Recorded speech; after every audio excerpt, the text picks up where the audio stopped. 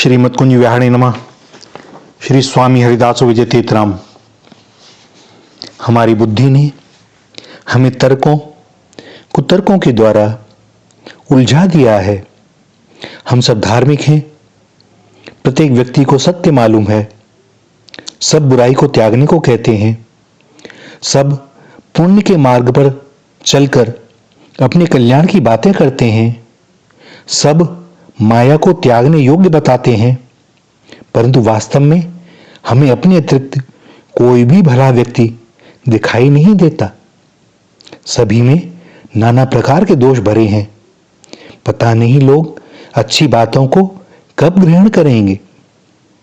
संत कबीर दास जी के दोहे को हमने एक नया मॉडर्न रूप दे दिया है कि भला जो देखन में चला, भला न मिलिया कोय, जो दिल खोजा आपना, मुझसे भला न कोय। एक कथा है कि एक व्यक्ति गांव के बाहर कुटिया बनाकर भजन करते हुए एकाकी जीवन व्यतीत कर रहा था।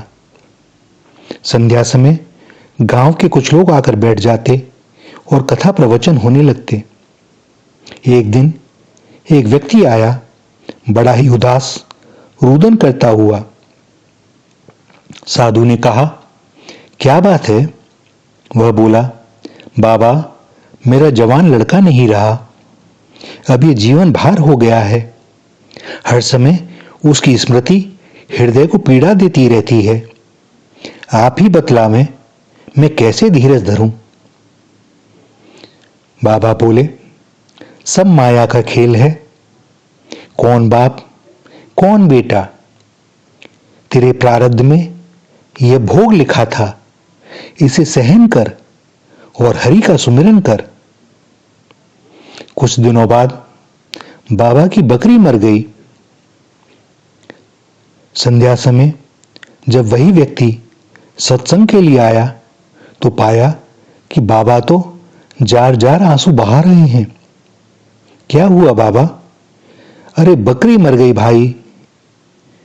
अब वह व्यक्ति बोला, सब माया का खेल है बाबा, बकरी के लिए ऐसा रुदन?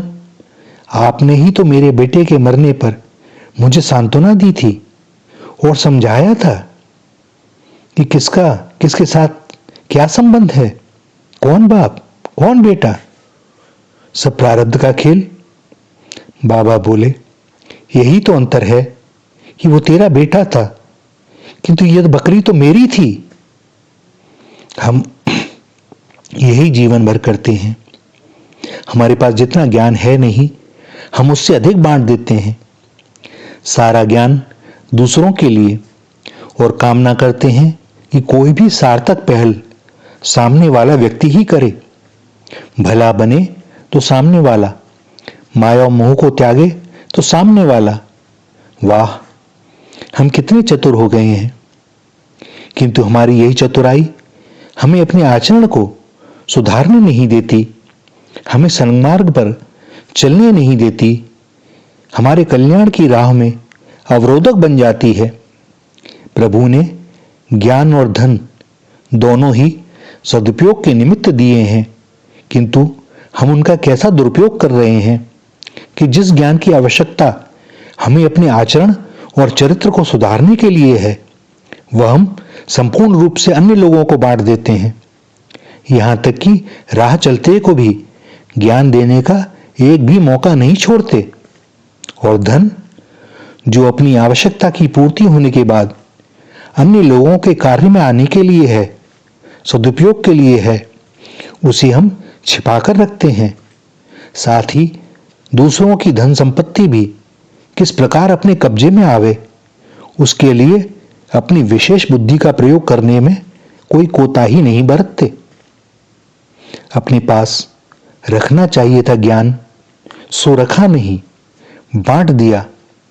कुछ तो इतने खुले हाथ होते हैं कि वह दूसरों का ज्ञान भी स्वयं ही बांट देते हैं।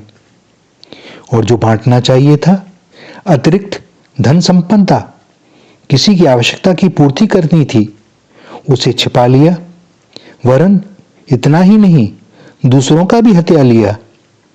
अब उद्विग्न हो रहे हैं कि हमें शांति कैसे मिले, सुख कैसे मिले, श्री हरि कैसे मिले, मेरे जीवन में चमत्कार कैसे हो।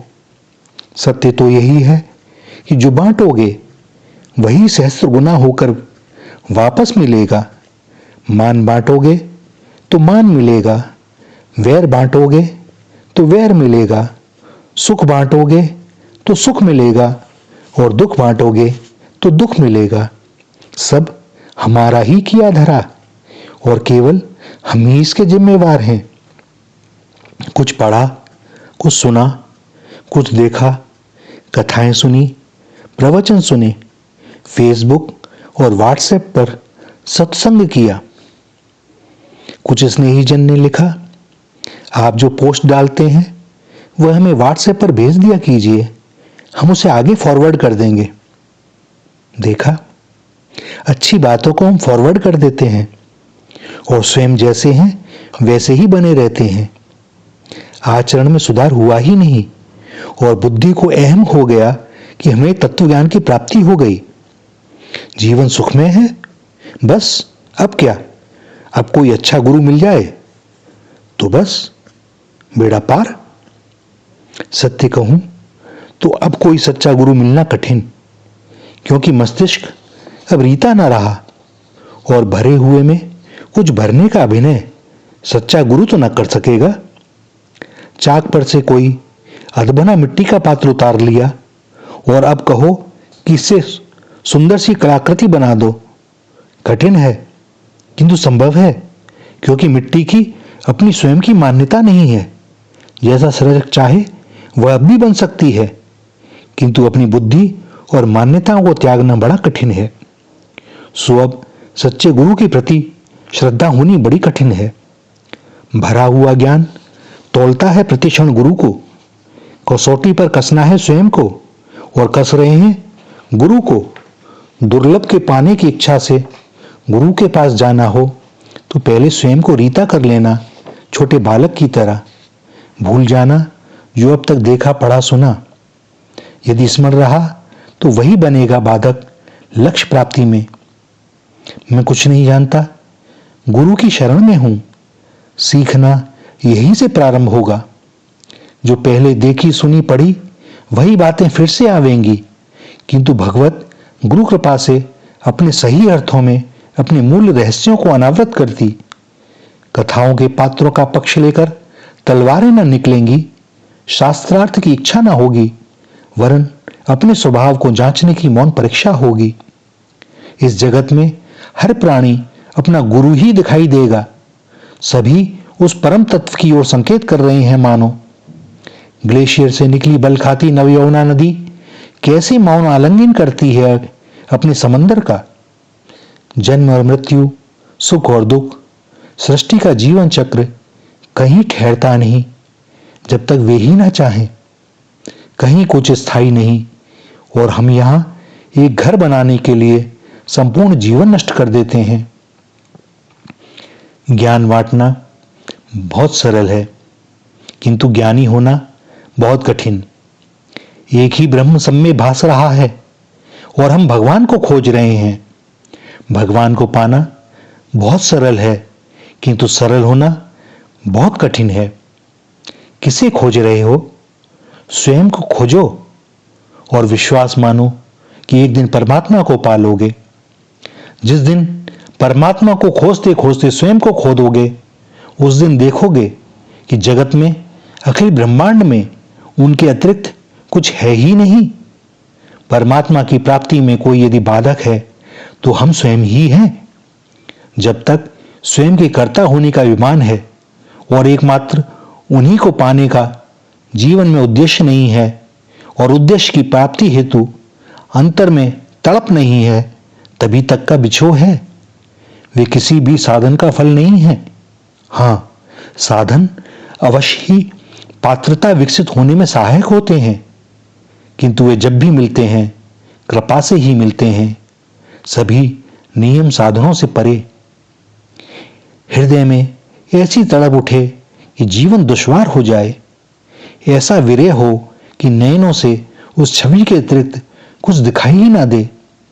प्रेमाश्रुओं से यह देह तरबतर हो जाए, स्नान हो जाए, पवित्र हो जाए और यह हृदय इसी आस में धड़कता हो कि वे मिलने ही वाले हैं। जीवन की आस हो तो केवल और केवल उनके मिलन के लिए। हैं तो तेरे, न रहे तो तेरे।